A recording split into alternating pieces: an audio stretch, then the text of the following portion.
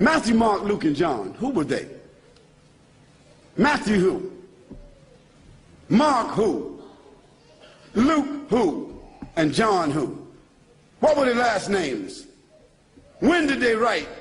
Did they know Jesus Christ? Did they walk with Jesus Christ? Did they eat with Jesus Christ? Did they talk with Jesus Christ? Did they even meet Jesus Christ? The answer is no, no, no, no.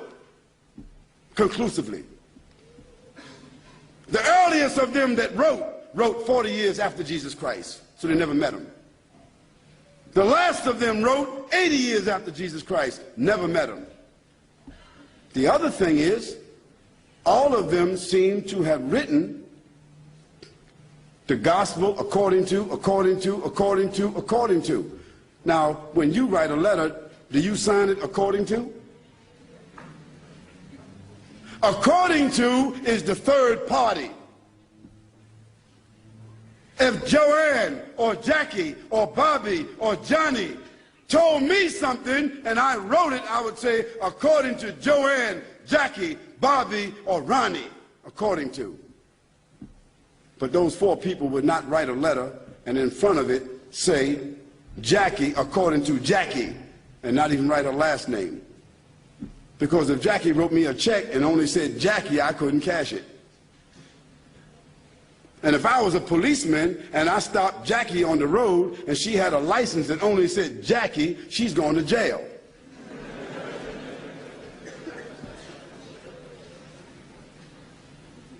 Where in the world is a document with only one name of four different writers that did not meet the one whom they're writing about? Where is that accepted in the whole world? Nowhere except in the Bible.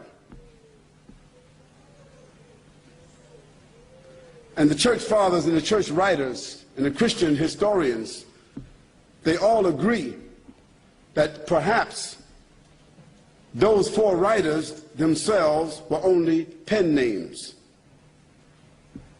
Because a writer would not write his first name according to. And there's a great amount of suspicion that the man called Paul, Saul of Tarsus, that because he wrote all the books from Acts all the way to the end of the New Testament, how many books is that? How many?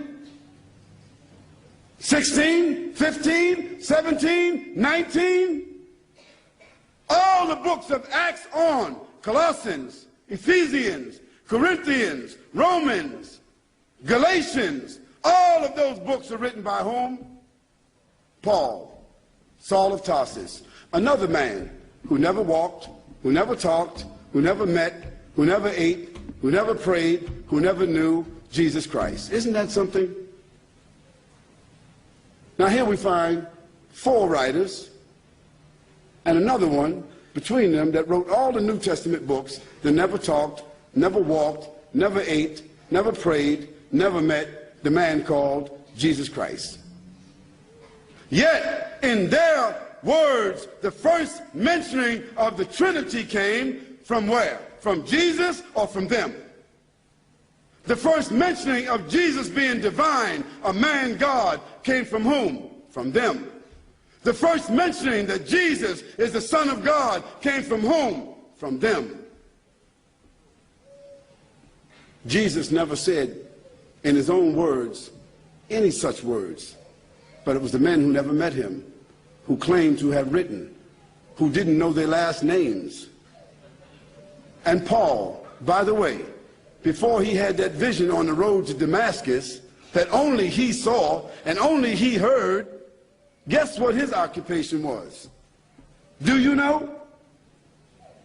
He was a bounty hunter, a hunter of Christians, hunting them down like animals, binding them and bringing them to where? To Rome, so that they could be executed. Now, if Hitler, after killing thousands of Jews, said that on the road to Berlin, he had a vision that he was named an apostle to the Jews, and he wrote 20 books that all the Jews are supposed to follow, Do you think they would be following that book? I don't understand how people just don't read history. This is not what Khalid said, so don't get angry with me. This is your own scripture, your own Bible scholars, their own church fathers. All of them agree that Paul never met Jesus, that Matthew, Mark, Luke, and John never met Jesus. By the way, they were not disciples. Nor were they walkers and talkers of the disciples. They were just writers and historians.